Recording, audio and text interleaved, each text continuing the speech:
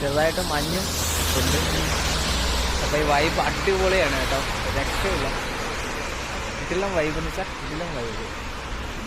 അപ്പോൾ അതൊന്ന് ഷൂട്ട് ചെയ്യാമെന്ന് വിചാരിച്ചു. മഴയും തണുപ്പും. ഇപ്പോൾ ഒരു ചൂട് കാപ്പി, ഒരു ചൂട് ചായ, ചൂട് പരിപ്പോടയും കിട്ടിക്കഴിഞ്ഞാൽ അടിപൊളിയാണ്. പക്ഷെ ഒരിക്കലും കിട്ടില്ലല്ലോ.